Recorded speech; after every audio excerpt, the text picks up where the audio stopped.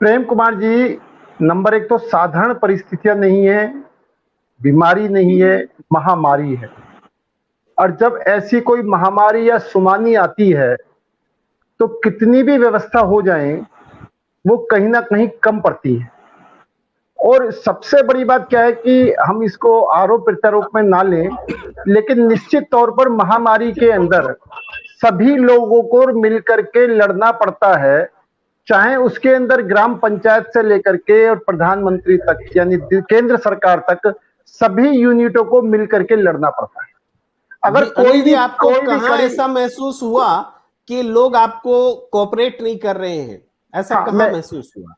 कोई भी कड़ी अगर कमजोर होती है, कोई भी कड़ी होती है वो टूट जाती है। नहीं, कोई भी चैन उतनी मजबूत है जितनी कमजोर कड़ी मजबूत है।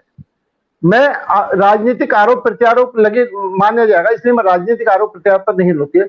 हमें पंचायत से लेकर के केंद्र तक सबको मनन करने की आवश्यकता है, सबको अपने विषय में सोचने की आवश्यकता है और सबको अपनी कमियों को दूर करने की आवश्यकता है कि इस महामारी में हम सब मिलकर के किस तरीके से लड़ सकते हैं, हम सब मिलकर के अपनी कमियों को किस तरीके से ठीक कर सकते हैं। आज मानवता का सवाल है, आज मानवता के सवाल में हमको इस महामारी से उभरने का विषय है। और जो एक प्रश्न और रख करके फिर मैं दूसरे पैनलिस्ट के पास जाऊंगा। वो ये तो बात बहुत अच्छी है कि सब मिल करके हमें लड़ना चाहिए, लेकिन जो कोरोना का पहला वेव आया और दूसरा वेव आया, दोनों वेव में ये सब मिलकर के लड़ने का जो मंत्र है कहीं ना कहीं टूट गया।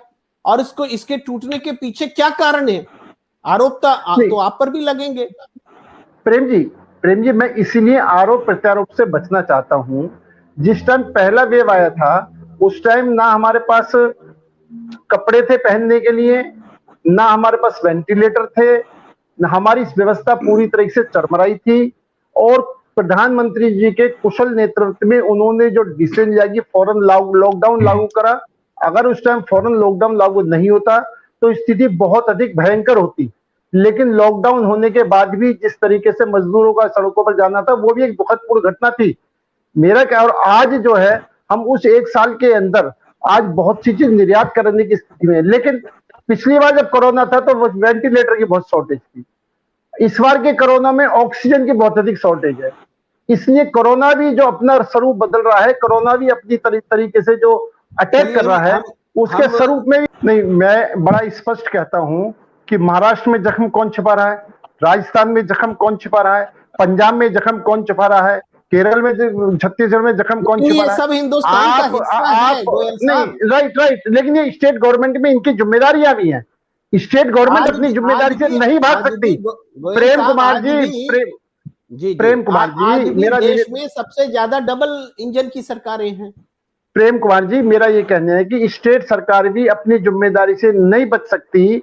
जो ये घाव छिपाने की बात कह रहे हैं, क्या इन्होंने महाराष्ट्र में बहुत अच्छा करके दिखा दिया, पंजाब में बहुत अच्छा करके दिखा दिया, राजस्थान में? मेरा आरोप लगाना बहुत आसान है, आरोप लगाना दूसरे की में कमी निकालना बहुत आसान है। अपने गृहवान में झांकना, अपने गृहवान में झांकना मुश्किल है। परविंदर सेठी जी से नहीं, प्रोफेसर साहब के नजरिए से अपने नजरिए पर ठीक हो सकते हैं, लेकिन एक दूसरा पक्ष में देखना पड़ेगा। अगर चुनाव नहीं कराते तो ये विपक्षी दल शोर मचाते कि हारने की वजह से चुनाव नहीं करा रहे, लोकतंत्र का गला घोट दिया गया है। दल के चिल्लाने से होता है?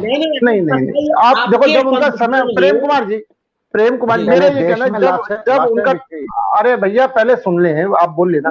जब निश्चित तौर पर जब उनका कार्यकाल पूरा होता है तो चुनाव आयोग की जिम्मेदारी चुनाव कराने की है। और अगर केंद्र सरकार कहती है कि महामारी इसमें चुनाव नहीं होना चाहिए, तो विपक्षी दल इस बात पर शोर मचाते ही चुनाव नहीं होने दिया। देखो, जैसे आप एक बात देखेंगे कि जब लॉकडाउन लगाया था तो विपक्षी दलों ने शोर मचाया था कि लॉकडाउन क्यों लगाया है, और आज विपक्षी दल कह रहे हैं कि इमरजेंसी लगा दो, पूरे भारत में संपूर्ण लॉकडाउन लगा दो। मेरा कहना मतलब यह है कि सरकार के खिलाफ जाना विपक्षी दलों की मेन भूमिका होती है। इसलिए अगर चुनाव करा लिया, नहीं देखो, ऑर्डर प्रेम कुमार जी, भारत सरकार ने अपने लेवल पर पूरे ऑर्डर दिए हैं। भारत सरकार ने अपने सुन तो लो जी, और पूरी वैक्सीन अभी भी सब स्टेटों के पास पर्याप्त मात्रा में दी हुई है। स्टेट गवर्नमेंट उन वैक्सीनों को वेस्ट कर रही है, बर्बाद कर रही है, वो जिम्मेदारी स्टेट गवर्नमेंट की है। और भारत सरकार ने निश्चित तौर पर जितनी वैक्सीन की आवश्यकता है उतनी वैक्सीन के ऑर्डर दिए हुए हैं, बल्कि कई बार आपने देखा हो स्टेट गवर्नमेंट ये कह रही है कि जो कंपनी बनाने वाली है भारत सरकार ने 15 तारीख तक 20 तारीख तक की बुक कर रखी है, हमारे पास वैक्सीन खरीदने के लिए कंपनी पर जगह नहीं है। यानी हम जितना प्रोडक्शन हिसाब से जितना हम खरीद सकते हैं, हमने मैक्सिमम वैक्सीन खरीद करके पूरे हिंदुस्तान में वैक्सीन को भेजा है। और काफी जगह पर जो कंप्लेंट आई है कि वैक्सीन वेस्ट होने की बहुत अधिक कंप्लेंट आई है कि वैक्सीन वेस्ट हो रही है। और अब जो वैक्सीन है, अब मेरी जी हाँ बोलना चाहते, बोलिए प्लीज। अब जो वैक्सीन का जो 18 साल से 45 साल तक की वैक्सीन जो स्टेट गवर्नमेंट ने अपने हिसाब से वैक्सीन खरीद करके लगानी है, वो स्टेट गवर्नमेंट उसकी व्यवस्था करेगी और वो अपने क्लाइंट अपने नागरिकों को मुफ्त दिलाए, पैसे से दिलाए, वो स्टेट गवर्नमेंट का अपना है। लेकिन 45 साल से प्लस की वैक्सीन केंद्र सरकार सब जगह उपलब्ध करा रही है, पर्याप्त मात्रा में वैक्सीन है। स्टेट गवर्नमेंट का काम उनको लगाना है, वो उनको लगाए।